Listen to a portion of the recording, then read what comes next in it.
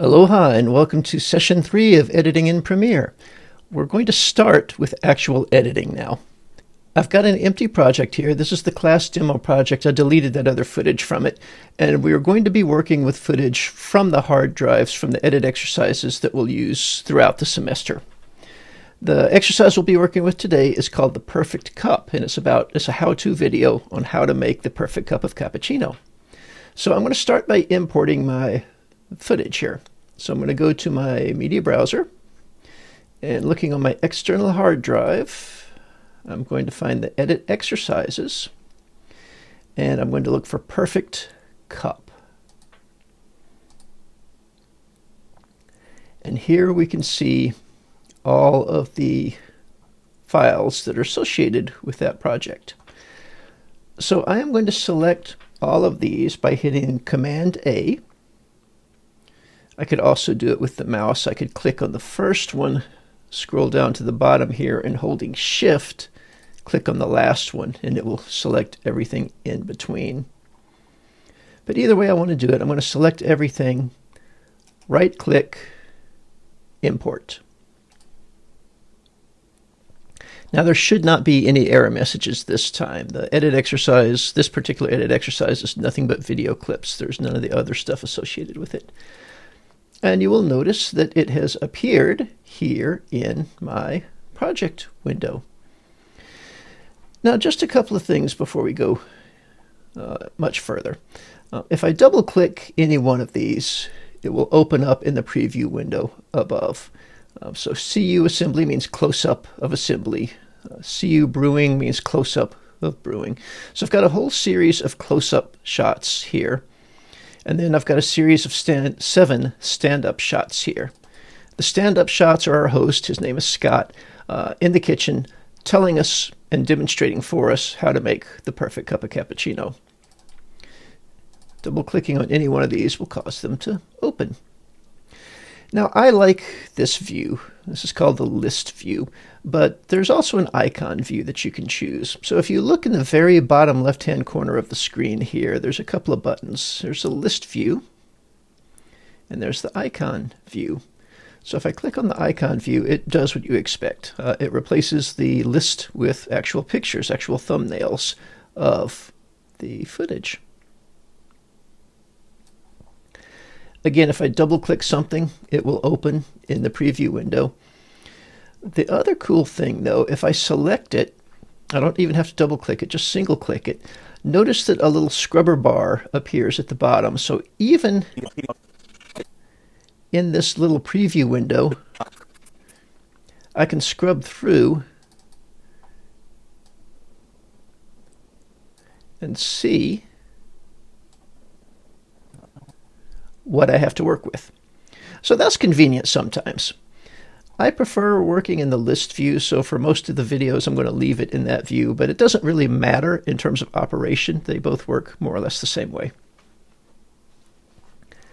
Now, while we're in list view, notice that I've got several columns of information here. Of course, I've got the name of the clip, and you can see I've got these other ones: frame rate, media start, media end, and there's a scroll bar here at the bottom that lets me move through. And there are a lot of them, all these columns of information. These are all called metadata. Now, I can sort my information here by any one of these columns. So if I simply click on the name column, everything is now sorted by the name of the file. And because it's an up arrow, it's sorted alphabetically. If I click the same column a second time, it will invert it so that it's flipped by decreasing value. So now it's reverse alphabetical. And I can do the same thing. I could come over here to the media duration, for example, and click on it. Right now my clips are short. Right now my clips are sorted from shortest, which is 6.5 seconds, to longest, which is 1 minute and 32 seconds. And then there's this audio clip down here, which probably shouldn't be there. I don't use that one, but anyway. And again, if I click the same column a second time, it just inverts it. Now it's sorted from longest to shortest. I can right-click anywhere in these names, and it will give me the option to open the metadata display, in which case I can customize what columns are there. So at the moment, you're looking at categories of columns that can be turned on and off, categories of metadata that can be tracked. Right now we're only using the Premiere Pro ones, so I'm going to open that up, and you can see, so everything that has a check mark on it is turned on. So frame rate appears over here, media start appears over here, etc. There's a bunch of things turned on, many of which I never use, and there are several things not turned on, some of which I like. So if this were a longer project and I really needed the information, I would customize this extensively, rather. As it is, I'm just going to turn off some of these things that I never use.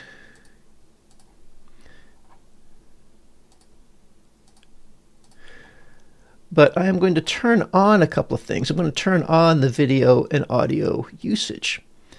This will tell me when I've used a clip. Now again, on a small project like this, it probably isn't all that important, but on a large project, when I have a lot of clips, sometimes it's nice to know if I've used a clip, how many times I've used a clip, and these two checkboxes will tell me that. So I'll just hit OK, and you'll notice that this has changed now. And I can change it even further. If I click and drag, I can rearrange these things. So I'm going to move video usage to the left so that it's the closest to the names. And then I'm going to scroll down here. I'm going to find log note. And I'm going to click that, and I'm going to slide it to the left and make that my second one. And I can resize these if I want to as well. So log note lets me actually make notes. So if I click in there, it opens up as a text box, and I can type notes here. Right. So, if I had something, if there was something special about Stand Up 7, I could make note. Maybe Scott sneezes halfway through. I could write that in there. These can also be resized. Right? So if I grab the space between two adjacent columns and click and drag, I can make them longer, wider, or narrower. So video usage won't need to be nearly that long. It will just show up as a check mark as things appear. All right. That's all you need to know about this window for now. We will definitely come back to it. Okay, let's go ahead and start putting our project together. Now, we are going to start with the narration. So the first thing we're going to build is Scott's explanation. So we're going to work with Stand Up 1 through Stand Up 7 first, and then we're going to come back and put in all these beautiful close-ups that we shot. So I'm going to start with Stand Up 1. So double-clicking it, it opens in here. And I'm just going to play it and see what there is to see, hear what there is to hear. We'll play the entire one this first time, and after that we'll probably just play bits and pieces. Now I can either click this play button here underneath, or notice as I point the mouse at it, the little information tag pops up. It disappeared there. Let me get it back. And it's telling you that the space bar will also play. So I'm going to hit the space bar now. Okay. Hello, I'm Scott, and welcome to my kitchen. Today we'll be talking about how to make the perfect cup of cappuccino. We'll start with filtered water, fresh roasted coffee beans, and a little splash of milk. The fresh roasted coffee beans are really important. The best way to tell that your coffee beans are fresh is by looking at them. Now, here on the counter we have several different roasts. We have a light roast, a medium roast, and a dark roast. And cut. All right, so that gives you a really good feel of how this project is going to be put together already. You can clearly see there are opportunities there to use the close-ups when he's talking about each of the roasted coffee beans, for example. We'll come back to that. What we do want to pay attention to at this moment is that the beginning and the end of this clip they have stuff we don't want. So if we listen to the very beginning again. Hello, I'm Scott. So he starts off, he says to somebody off camera, okay. He makes a little sucking noise on his teeth, and then he starts, hello, I'm Scott. So we're clearly not interested in hearing him say okay or make that sucking noise. So I'm going to find the spot after he makes the sucking noise, but before he starts to talk. Now I could do this by dragging with the mouse and by clicking the play button or the space bar, but there's a more efficient way to do it. If you look at your keyboard and find the letters J, K, and L, those control playback. So K is in the middle between J and L. K means stop. L is to the right, it means play forward, and J is to the left, it means play backwards. So if I just hit L, the video will start playing. And welcome to my kitchen. Today we'll be talking about until I press K. When I press K, it stops. Now the cool thing about J and L is that if you hit them repeatedly, the video will go faster and faster. So I'm going to press L, then I'm going to press it a second time, then I'm going to press it a third time, and watch how the video speeds up each time I do it. So here we go. 1. We'll start with 2. Filtered water, fresh roasted coffee beans, and 3. 4. So I can really scrub quickly through this if I needed to.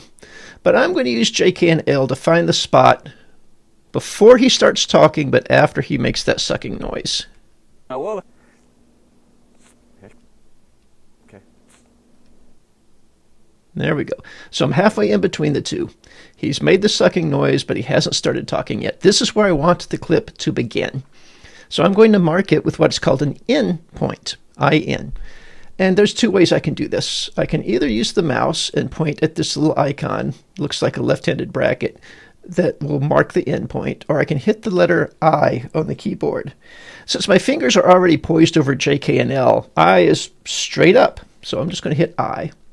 And notice that the scrubber bar here has changed. Let me move the playhead out of the way. You can see now there's an icon there that looks just like this button for marking the endpoint. So that's where my endpoint is.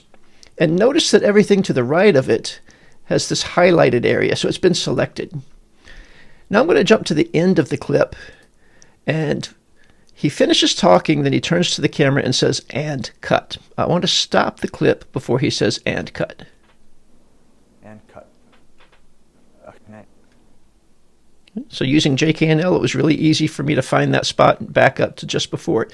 So if I were to play it right now, he's just about to say, and cut. So I'm going to mark an out point. And again, I'm going to hit the letter O. I could, if I was a mouse person, use this mark out icon. Or I for O, I for in, O for out. All right, so notice now that I have an out point icon here on the right-hand side of the scrubber bar, and everything between the out point and the end point is highlighted. So when I make my edit, that's the only part of the video and the audio that's going to move. It's not going to have that first little bit where he's not started, and it's not going to have the last little bit where he says and cut. Before I do this, you can actually move these dynamically. If I point the mouse right at that out point or right at the end point, you see that it changes into an icon that clearly says, hey, you can move this. So I can click and drag that out point.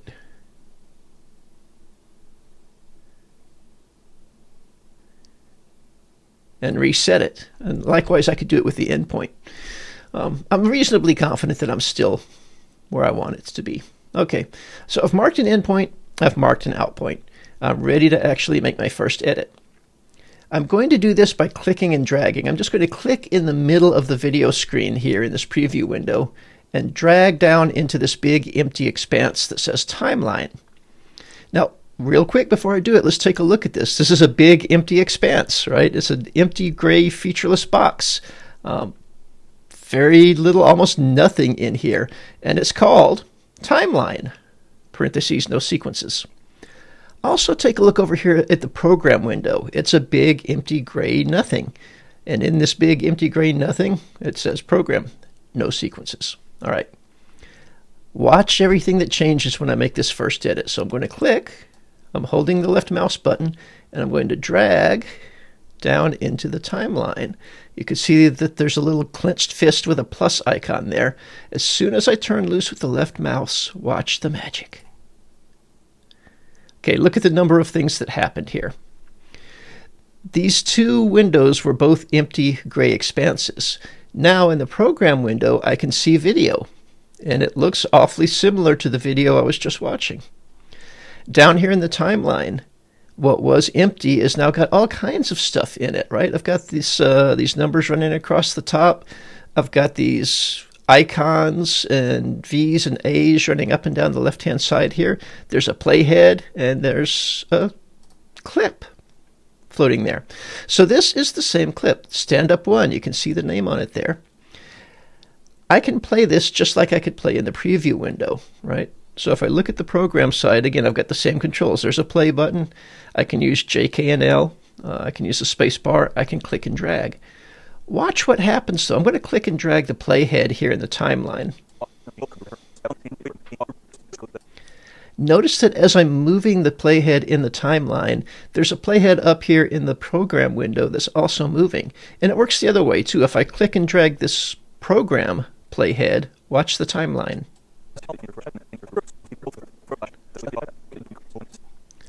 These two windows, the program window and the timeline, are showing you the same information at the same time, just in a different way. The program window is actually showing you video and it's actually playing audio. The timeline is showing you a graphic representation of where the video and the audio are.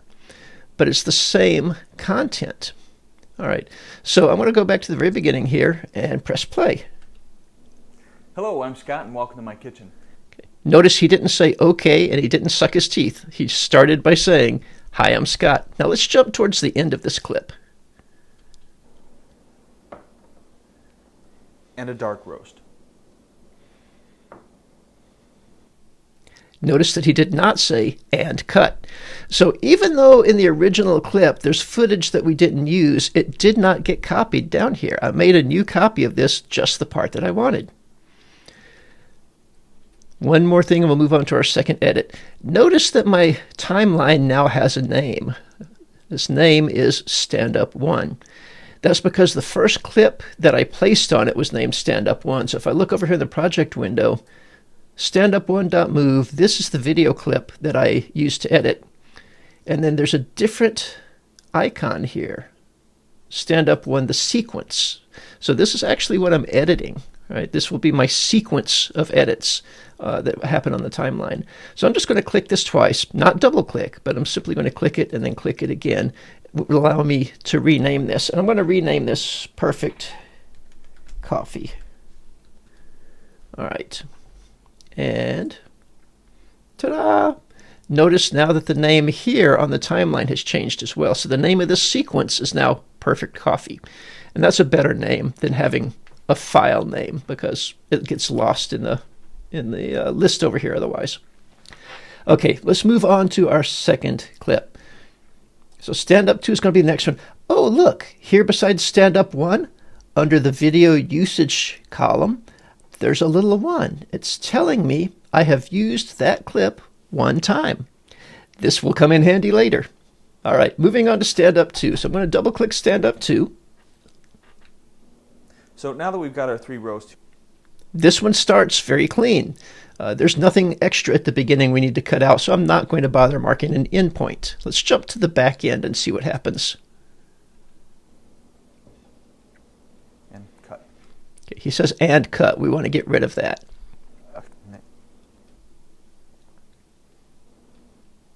Okay, so he just finished setting those beans down. He's about to look up to the camera and say "and cut." So I'm going to set an out point. Now I'm going to do that by pressing O on the keyboard.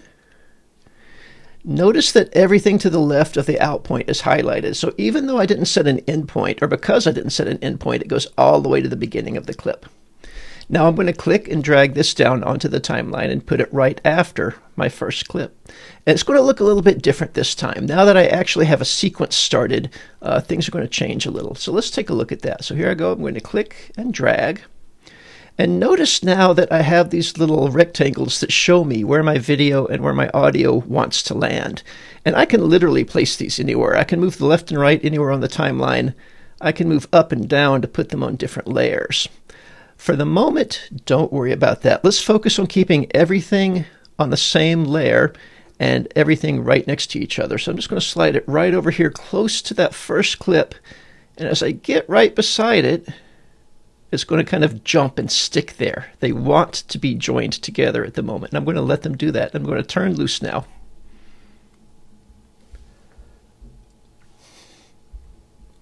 There we go. I have now added a second clip to my timeline. And if I play across this, let me back up just a little bit. This is not going to be a good edit by any stretch of the imagination. It's going to be a terrible jump cut, but let's take a look at it anyway. A medium roast, and a dark roast. So now that we've got our three roasts here, how do we... All right. As I predicted, that's a terrible jump cut. Don't worry about it. We're going to fix that later. Right now, let's just focus on getting the entire narration put together. So let's move on to stand-up 3. So